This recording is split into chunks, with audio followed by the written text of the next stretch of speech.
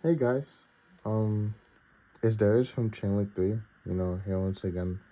Uh, and I just wanted to show you guys what deck I've been playing. I've been playing Melodious for like about a week now, and honestly, this deck is mad fun. I tested it out online a lot first before making it in real life, and I'm pretty happy with the results. I'm doing pretty well at like tournaments and like locals and stuff, and like online it's doing pretty well. Like the deck is honestly very versatile and has a lot of room for 900. I think this deck is great.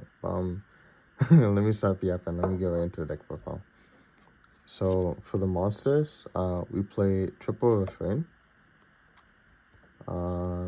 She's the best normal in the deck, and well, one, she's a level 4, and two, she adds any melodious monster. So not only can she be the one card combo, but she can also be extender when you have everything in hand already, which is amazing. We play 3 couplet. Couplet is amazing. She has like a poplar-esque effect on like add to hand, and she's not full combo by herself because you need her and like another piece, but this is an amazing support card as well, and both of these guys have the effect to scale themselves if a melodious fusion monster is summoned, which is phenomenal. Like free scales is amazing, and that's why people use it outside of the deck as well. Then we play triple soprano. Like some of these names we just kind of need to see them, honestly. Like couplet is not needed at 3, but it's great to open her plus any name, so that's why we play her at 3. So we wouldn't get a lot of names out. This one is the fusion name, so yeah, not a lot of complaints. Like this card also can eat hand traps too, and like if this eats the hand trap, then we can make the link too. So like I think this card is amazing. Also, the fusion effect is a soft launch per turn. Then we play 3 Sonata. If you open like any like level 4 or lower name plus this, then you can full combo by making the link monster, because this just specials itself if you control Melodious. And for the one-ofs, we play 1 Aria and 1 Chapina. I was thinking about testing the other Maestra, but it's honestly kind of subpar. Like Chapina is the best Maestra in the main deck, and or Maestra, and it adds back like crazy stuff. Like this can add back like Herald of Orange Light, which is amazing. It's also a soft launch per turn, so you kind of just get a lot of resources back off this card as well. Like you can resolve this like 2 to 3 times in a turn, which is amazing. And this card like honestly wins games. Arya has this effect where she like you can't target any melodious monsters with card effects, and you can't destroy them by battle. So like one time I got debated and I just put this up, and it was enough to win me the game because I got to live the turn. But that's it for the melodious names. For the spells, we play, we have to play 3 first movement. First movement is a great like starter. This is also a 1 card because this just summons the refrain from deck, and refrain happens on normal or special, which is amazing. Like the support for this deck was absolutely phenomenal. The only downside to this card is that it's a hard once per turn. Okay, not all of my cards are super broken, and it locks you into Melodious, which is cool. And then 3 copies of Vander Fusion. Okay, it's not Vander Fusion, but it basically feels like it. This card is B Fusion, and it also is not a hard once per turn. So if they ask the first one and you have a second one, then you can just activate it, which is crazy, honestly. Then we have 2 Concerto. You don't need to play 2, but it kind of sucks when 1 gets banished, because the only ways to fuse in this deck is the Concerto, which is a hard once per turn, and the Sonata. So it's just like kind of rough. I said Sonata, excuse me. I mean the soprano. Sorry, I always get the names a little confused, but yeah.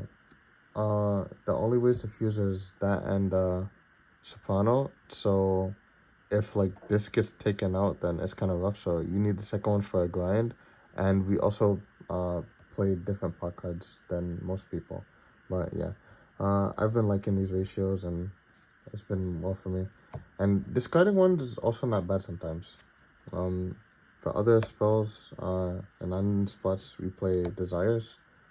I need a third CR one, but desires is great because sometimes when you draw like 50 hand traps, desires can help you get to like refrain or ostinato or one card, or it can also help you get to that, you know, that push that you need to break through a board. And desires have been great for me. I think only one time I had a bad desires, because like I don't know, some people were playing like the fusion melodious name at like 2, and it's just so weird because like you need to play like multiples of some of these cards. For the last spell in the deck, I play 1 talents. To be honest, this is like a flex spot, and you actually don't need to play this, but I like having the versatility of talents sometimes. Like, talents is amazing, right? Like, why not punish my opponent for trying to play the game, right? Broken cards. That's it for the spells, but for the last line of Indian spots, and we definitely have a lot of them. We're on 3 Ash Blossom for hand traps. Ash is always amazing, right? Like, some people don't play it against fire, but like Ash is Ash. I think Ash is great still. There's 3 draw. I'm kind of testing this in this format right now. Like, even before we go to Fiendsmith's format, I still think Droll is pretty solid for the most part, because like Droll paired with another hand trap kind of like almost insta kill Snake Eye, like not completely, because they can obviously play through it sometimes, but you know, sometimes good enough. But the other hand traps we play through, we play 3 Veiler, effect negation is like king right now, and then we play the best hand trap, 3 Orange Light. And once again, like I was saying before, you can add Orange Light back with Shapina. So you can like Orange Light to protect your plays multiple times in a turn. And you can like end with it too, because Shapina add back is not once. So and for the last 3 we play the Imperm. Like as you can see, there's a whole bunch of room for a non-engine. And I think like the other day I got into like a hand trap war. I drew like 4 to 5 hand traps, and then like going second, and then I drew like refrain for turn. So like that was amazing, right? Like that just feels amazing for me. Yeah, that's the main deck. We're at 41 this time. The 41st card is talents, to be honest, but I figured why not. You know, I could play clean 40, or I could play the 41st. And it's not bad, to be honest. I still see talents a lot. I love seeing it. For the extra deck, though, we're on the support cards, obviously. 3 Bacha. This is one of the best cards in the deck. Like, Bacha, she activates on special summon, not on fusion summon, to summon a Melodious from deck. And, like, there's a lot of stuff you can summon off her for the combo. I won't showcase the combo in this video, but, like, if you can make her, you're pretty much winning already. And even if she gets impermed, you can link her off for other stuff, and then she has a grave effect to revive her Melodious. So like the card is just absolutely phenomenal. It does too much, to be honest. It also, like, the activated effects of your Melodious like can't be negated, or your Melodious fusions can't be negated. So like it can help you play around like Droplet and like certain other cards, like if they chain it in response to like your flowering or other cards like that. Speaking of flowering, non-target bounce is no joke, and this card actually helped me play through Super Poly. Like the second one is definitely needed, and I got Super Poly'd, and I think I used the flowering to summon a Bacha, and I used the Bacha to summon a refrain, and refrain add me a couplet, and the couplet summoned the aria from my graveyard, and they couldn't like completely cracked through the board, and then when they killed the Bacha that I summoned off of the Flowering, I used Bacha to summon the Flowering back in defense. So like these two is just like the best support this deck probably could have asked for. Other fusions, we play the Didiko. This card is amazing again, in tandem with Flowering. Like, it's a hard once per turn. Well, not a hard once per turn. It's soft once per turn, but like while it's face up on the field, like while it's face up on the field. So like per copy, I guess. But the Flowering moves it off of the board, so you can use it again. Like, it's like the Baron SP thing, and that shit's amazing, to be honest. The last fusion we play is the Bloom Diva.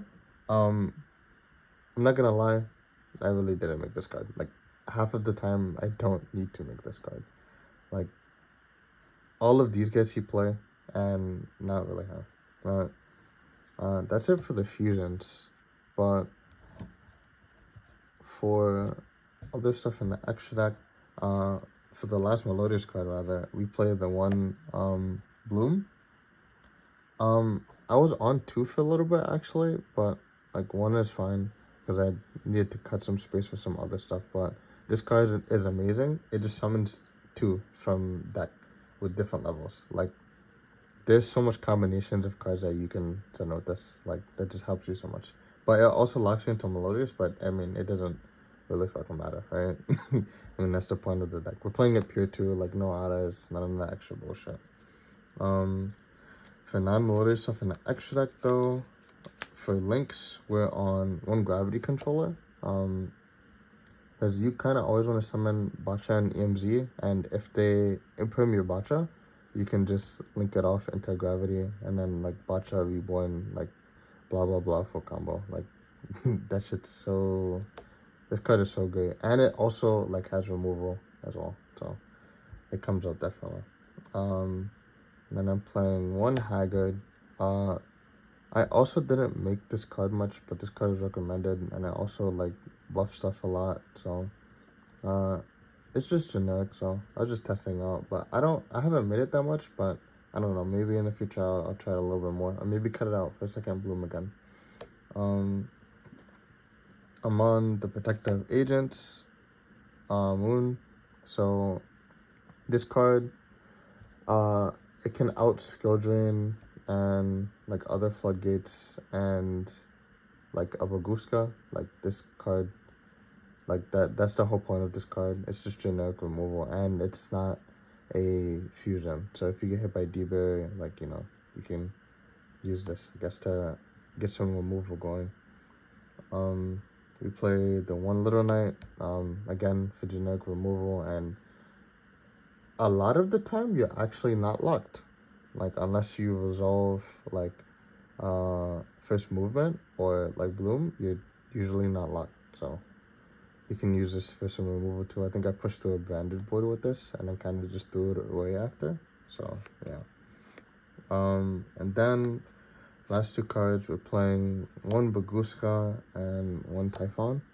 So, the Typhon, honestly, it came up less. Like, the Baguska is, like, great, because off of 1 Ostinato, you can make, like, your Bacha Flowering and leave it on board, and make a Baguska as well. And the reason that is so powerful is because the Baguska will negate all of your opponent's stuff, and Bacha actually protects your Melodious fusions from getting negated by Baguska, because Baguska stops the activated effects of monsters in defense, but Bacha says that they can't be stopped. So it overrides it, and like, it's like a nifty little combo, and it's really hard to out. So yeah, that's it for the extra deck. The only thing I would think about changing in there is maybe the Haggard, but yeah, that's about it. Now for the side deck though, I mean, you already see my hatred, but you know, we already have the Floodgate slash like Runic Fountain hating, like Cosmic Cyclone. Cosmic is like a staple now for removing Floodgates, like always. Like, you know, much as the other cards are simpler and doesn't pay 1,000 MST and shit isn't gonna cut it, because like decks like Centurion exist and you need to move shit like the field spell. So yeah, Cosmic was great for me. It's like one of my favorite cards to side in when there's time to. So and like the deck also like operates off of one card, so you don't usually need a lot of your hand to push through. Like, to be honest, like 1, 2, 3 Melodiouses is like I said Melodiouses. Melodious monsters is enough to crack a board most of the time, unless like they debury you on top of some other shit. So I mean, yeah, right. Cosmic is great. Dark Ruler, like I'm playing 3. It's like same purpose, honestly. Like there's a lot of boards ending on a lot of monster interruption on the board, and like I think versus Snake Eyes specifically, I think I Dark Rulered him, and then I used first movement to summon an Aria, and the Princess Engrave wasn't live anymore, so like he basically couldn't interact, and I bounced his whole board with Flowering. Like I bounced last attacked over his whole board. So like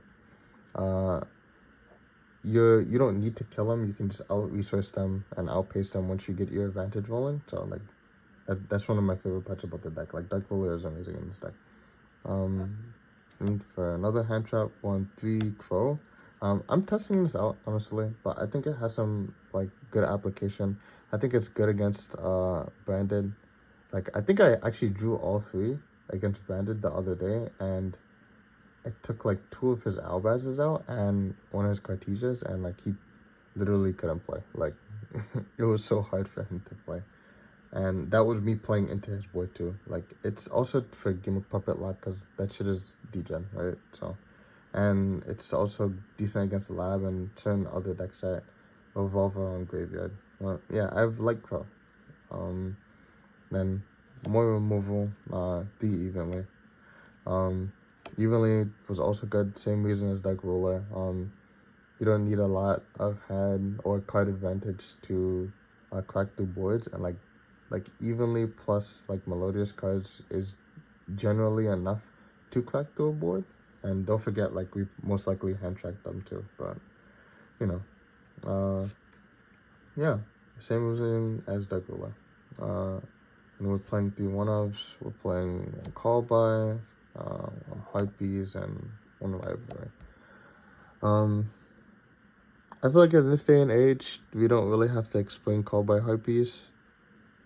So yeah, but I mean, if you want an explanation, like Call By for some annoying cards, right? Like you could also like Call By like Princess or Flambridge. There's a whole lot of stuff you could Call By, like certain hand traps, whatever is really annoying or you need to Call By in a moment. But Hypebeast for a move again. Actually, this is my opinion. It's kind of weird. I feel like Hypebeast isn't bad against Branded. Because a lot of the stuff in the back row is actually also annoying. Like, Lost, not being able to spawn is fucking annoying as hell. And, like, forcing out, like, in red is actually funny, too. And there's a lot of decks who has, like, very present back row. Like, even though Summon Limit is gone, there's a lot of degen shit in the back row still. And Rivalry, so not only is this card, like, great going first, but it's also decent going second, too. Like, to be honest, if you force out like some interaction from a Snake Eye player, and then you're able to set this and activate this on the next turn, like they usually have like Appaloosa, like Flambers, like a whole bunch of different shit. Like this usually can also like slow the game down enough where you can outpace them as well. And like I don't know, that's the main reason I'm playing it. The only note that I would have on my side deck is that maybe I could see myself trying to squeeze in a Tam for time. Like Tam is definitely not needed, but yeah, I mean I'm pretty happy with the list, and I think I've been performing well with it. And the deck is honestly really fun, and you guys should try it out. Like I think it's not like broken or something, but it's a definitely solid meta contender.